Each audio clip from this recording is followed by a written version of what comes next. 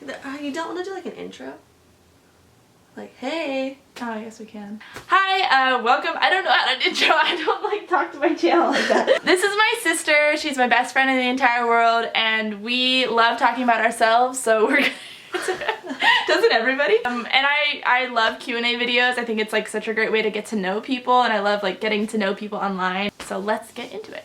So one of my weird favorite books is a novel. I don't read novels very much. I really like to do like the informative, like growth, positive growth, rise of consciousness type of books where I feel like I'm really learning something and like gaining something out of that in my life. But every once in a while my sister can convince me to read a novel. And years ago in college she was like, Ellen, you have to read this book. It is so good. The Fountainhead? Yes. Oh. Well, I liked the Atlas Shrugged too. Oh, Atlas Shrugged Both too, of them yeah. were so good. But yeah, probably the Fountainhead. Yeah. So first it was the Fountainhead, and it was this huge book. She's like, this book, it's amazing. It's so fat. It's amazing. And I'm looking at it, I'm like, I want to read that book just to be like, look, I read this book because it's so big, because it's such a fat book. Yeah. So then I finally decided to read it, and I could not put it down. Yeah. I like literally... I remember at Vanguard, I saw you and you were like in the halls, like reading. I would sit in between classes, like I didn't want to talk to anyone. I just wanted to read the book, which is amazing because I just don't read novels. Like, not reading novels is just not my thing. But she knew me well. She knew I would like it. It's the Fountainhead. Because it reads kind of like a soap opera, let's be honest, if you've read it. Yeah.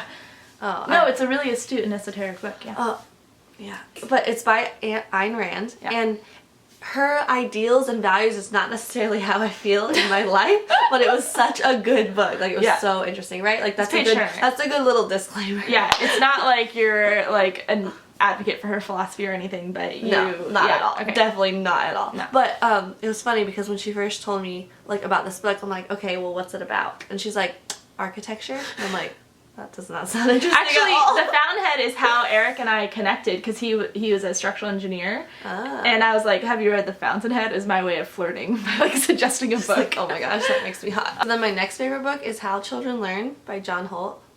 And then those are the two main ones. And I am the exact opposite. I hate reading nonfiction. For some reason, my brain doesn't absorb nonfiction material, so when I have to read something nonfiction, I have to read it 15 times. But I love reading novels, and I think you can better your life and get something from reading a novel. No, you're right, but I'm just like the direct, like, okay, I want to learn how to, you know, be this way. This is why I watch like I TED Talks, and I'm better at like listening like podcasts and stuff for that kind of thing, but I always read novels. I would have to say my favorite, it's really boring, but my favorite book would definitely have to be the Harry Potter series, because I've read it about, I read it about 4 times and listened to it about 3 times, and like the audiobooks are incredible. But another favorite book of mine, I'm actually reading for the second time right now, is East of Eden. It's like, have you read East of Eden? No, but I keep hearing you would love it. It's like, I mean, it's a classic. It's John Steinbeck. It's set in Salinas Valley in California. It's like, it's a page turner too. I was just reading it this morning before I came over. Huh. But that's just another one for you. I have a lot of favorite books. I'm planning to do more videos about books because I love books. You think I'm so funny? Of course I do. Oh, I would love that. That would be amazing. Yeah, I mean, I would move there in a heartbeat, but my husband has a really solid job here in California, and I just can't get him to move, but that's okay. I'm learning to love it here, and we just FaceTime a lot, basically. And I'm just like thinking positively that maybe one day it will happen. Actually, last night I had a dream that you were upset about something, and I was like, it's okay, I'm moving to Maui, and you were like, what? And then we were crying, and so maybe it will happen. Who knows? That would be so amazing. Okay, I went vegan first because, well, but really I was just plant-based. But at the time I didn't really know the difference because I was trying to heal an eating disorder I had of anorexia, and I really wanted to get better, but every time I started eating regular standard food that everybody else ate, I didn't feel very good. It would make my stomach hurt, and then I would gain weight really fast and feel puffy and bad digestion and all that stuff. But so I was just trying, like, toiling with that, like, how do I eat food that doesn't make me feel like crap, you know?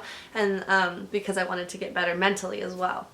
And then my friend told me about the raw food diet, and she was like, maybe eating raw foods is what would help you, because you would then shift your focus on, instead of eating very little or eating based on how to be really skinny, you would shift your focus to how to eat to be healthy. It's like the best advice you've ever received. Yeah, that was like amazing and life-changing for me, because I got the raw food books right away. I jumped into raw foods like right away because that made a lot of sense to me, eating lots of fresh raw fruits and vegetables. At the time I was eating like a high fat raw food diet. I didn't really know there was any other way. And then I like told Hannah right away, like, this is so amazing. Oh my gosh, I'm gonna eat raw. I'm so excited. And I just like jumped in right away. And so I had just graduated high school. So like as an 18-year-old, I'm just about to go into college, and I'm like, definitely, I was really into like junk food, but I also had put on weight after like puberty and stuff, and I just felt chubby, and like I wanted to be skinny too, but I never like had an eating disorder or anything. So that initially was the reason. It was like I wanted to be skinny like my sister. So that's why I wanted. Isn't that dumb? Like, really struggled in the beginning because I didn't do the research at all. I just took my sister's word for everything. And I was like really into the research because I was like I suddenly found myself super like that, like wanting to eat to be healthy, and it was like my mental disorder shifted like a 180 overnight. It was like overnight, and I was just so excited about it, and I started noticing differences and feeling better, and my mental health was so much better right away because I was eating like to be healthy. And for me it was like really a struggle, like especially those maple donuts, you know what I'm talking about? So I like would like eat a donut, and then I'd go to your dorm room like you're like, I don't feel good. I ate a donut. I don't know why. You'd be like, Hannah, why are you doing this? And I'm like, I don't know. And then you're like, just read some books. And I was like, but remember, I hate reading nonfiction. You gotta read books to get inspired. Like for me, it was like I continually was doing the research to keep myself inspired, so that was a little bit easier. Yeah, like I didn't know why this stuff was bad for me. So all in all, it took me a really long time to eventually let go of the addictive foods, and but it took me years. It took me like 6 years to really get it. For you, it was just a little different. Like I feel like I had a little bit more motivation for some reason. Like I just really had this drive to want to do it. And the reason why we say we were plant-based at first, or that I was plant-based at first, was because I was really just doing it for my health. I didn't have any kind of mindset to, you know, eat vegan for the animals or for the environment yet, until I had watched a couple documentaries like Cowspiracy on Netflix, which I was already like, actually, okay, I had become into it for the environment before that documentary came out, but that documentary really explains it all. But it wasn't until like how many years ago? 3 years ago? It was like 4 years ago that I watched The Best Speech You'll Ever Hear. Is it that long ago? Yeah, it was by Gary Yourofsky, and that speech like literally was like, it was like someone slapped me in the face, and I was like, whoa, how did I not see this? Like, oh my gosh, I'm totally vegan for the animals now, and it was like a complete 180 again. And so then that's when I became like an ethical and environmental vegan. And that's really the two things that, like, honestly for me is doing the research and finding a real connection to why you're doing this, mainly like for the animals for me. And then now it's like I'll never go back. I will never purposefully eat something that I know causes such harm and violence and torture. Yeah, I tried it, and now like knowing that and having the information helps you to want to cause the least amount of harm. Yeah, exactly. Yeah. A lot of people are asking me if I want to have kids, because Ellen's like such a super mom, which I know you're like such an inspiration to me for how I want to eventually be a mom maybe one day. So yeah, I think I want to have kids, but I'm not. I have some adults in my life who don't have children, and they seem happy too, so like I feel like it is possible to find like that for sure satisfaction and fulfillment in life without having children. But not everybody wants children, not everyone and that's wants okay. kids, I feel like sometimes like if somebody doesn't want children, there's like this people make them feel bad, like what? How do you not want kids? Like, but we should not be shaming like anybody who doesn't want children. Like that's so great for them. We live in an era now where we're able to prevent births, and like I feel like that's okay, you know. But I think honestly one of the biggest things for me for like wanting children is that no, like you as a mom, you have an experience that only moms know. Like I don't know that experience of carrying your child and giving birth and breastfeeding and being a mom. Like you are protecting these children, and even moms who have adopted or fostered, like they know that experience of being the mom, the protector of their children. Like if I don't have kids, like I won't know that, but at the same time we'll probably have kids. I don't know. I'm just kind of being open. Yeah, that's a good answer. No, of course. And like also like I admire people who adopt children. Me like too. I have so much admiration for people who choose to adopt, and maybe that would be an option for Eric and me. Like if you wait till one day older. Yeah, and it does take a lot of money to adopt, and we don't have that kind of money. As a teenager, I had a group of friends, but we were not a cool group of friends. We were like the Andrew's group in high school, because we went to junior high and high school together, my husband, and he was in like that cool group, and he was like the jock, and he was like the best basketball player, and he was the super tall guy, and he was in this cool group, and I was in this like not cool group of friends. Like we were like not cool. We just were like but we weren't like the super nerdy friends. We were just, nobody was interested in us. And then like later, towards like the end of high school, I became friends with someone who was like really into like designer things and materialistic things, and we grew up in Orange County. Looking rich. Yeah, and looking rich. We grew up in Orange County where like materialism is everywhere, and you're valued based upon what you own and how nice your car is and everything like that. So I had made a new friend, and that influenced me for quite a while to like care about like having nice things. Me too, at some point. Yeah, and I actually like, I'm a totally different person now. Hi, Elvis! Okay, it's really hard.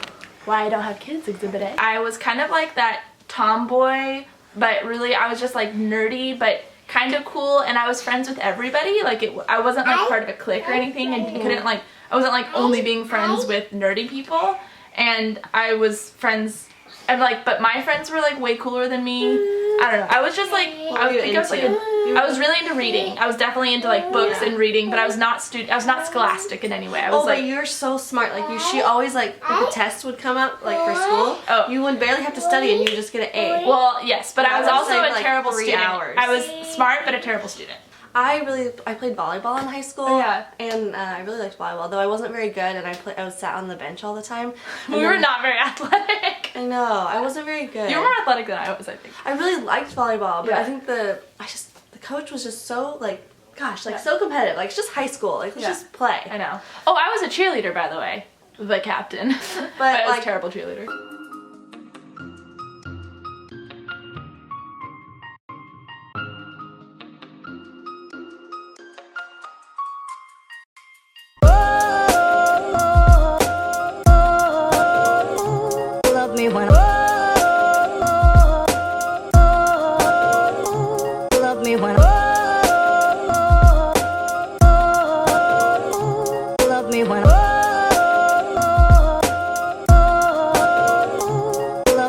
Love me. Oh, I need someone to love me. First, I have a couple things. Okay, Ellen, I say this in the most loving way.